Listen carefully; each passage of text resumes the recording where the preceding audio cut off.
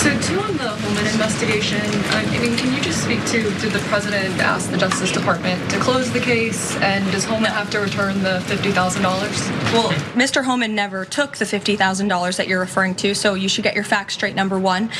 Number two, this was another example of the weaponization of the Biden Department of Justice against one of President Trump's strongest and most vocal supporters in the midst of a presidential campaign. You had FBI agents going undercover to try and entrap one of the president's top allies and supporters, someone who they knew very well would be taking a government position months later. Mr. Homan did absolutely nothing wrong, and even the President's Department of Justice, even Kash Patel's FBI looked into this just to make sure. They had a number of different prosecutors and FBI agents who looked into this. They found zero evidence of illegal activity or criminal wrongdoing in the White House, and the president stand by Tom Homan 100% because he did absolutely nothing wrong. Yeah, it's interesting that you say that, Karoline Leavitt, because you know who isn't saying that?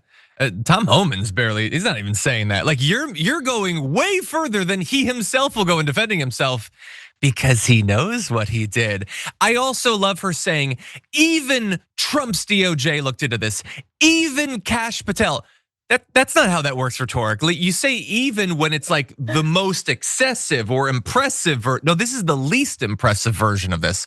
Even Kash Patel looked into it. What the hell is that supposed to count for at this point?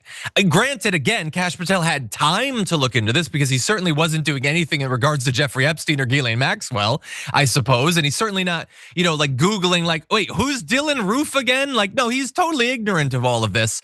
Yet no one is surprised that Trump's DOJ, which is what it is. It's not the DOJ and Trump is president. It's Trump's DOJ. It's his personal lawyers. And oh, what do you know?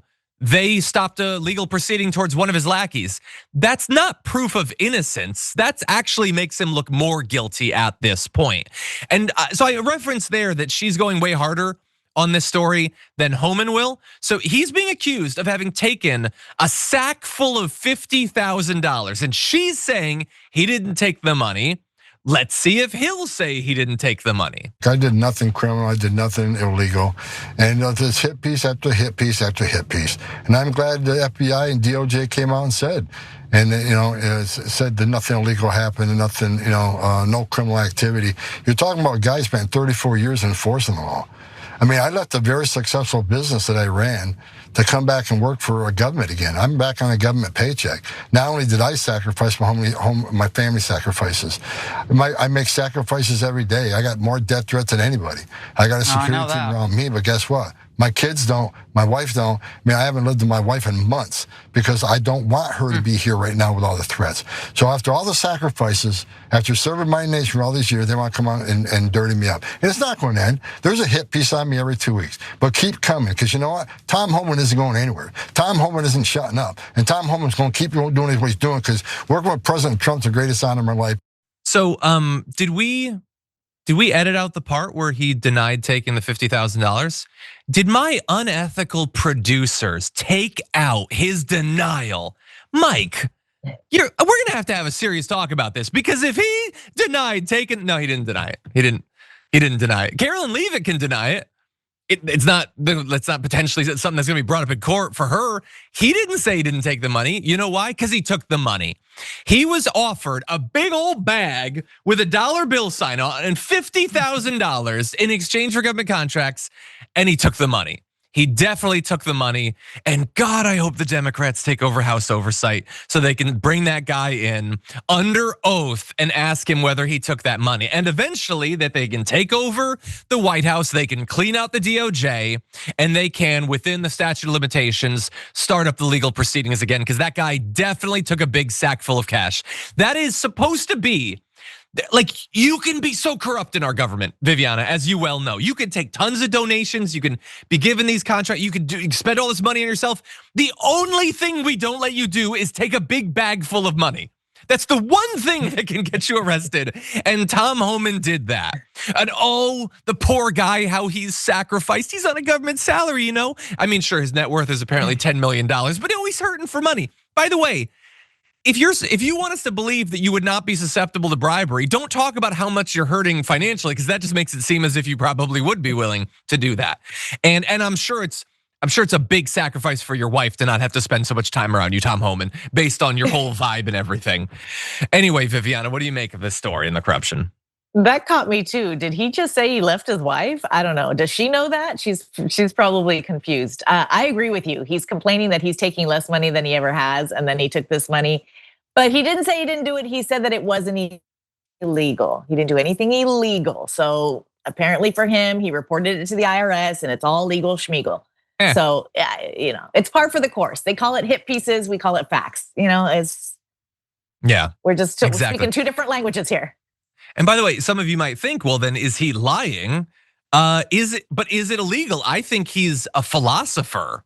Like, sure, it's against the law as written, but is it against the law? I mean, he knew that he could do it and he wouldn't get arrested. And what do you know? He's not getting arrested. So maybe Tom Homan's actually ahead of the curve. Maybe Tom Homan understands philosophy better than us.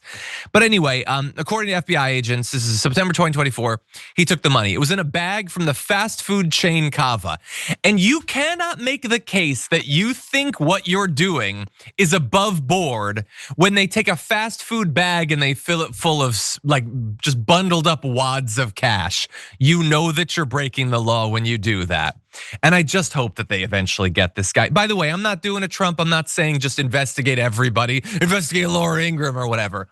They apparently got this guy taking the money, and they can try to stop it for right now. They can try to not release the information. They cannot pursue it because the DOJ is utterly corrupt, but they can't necessarily stop it forever. If the Democrats get back in, and I know what our audience is probably saying, the Democrats never pursue this stuff after the fact.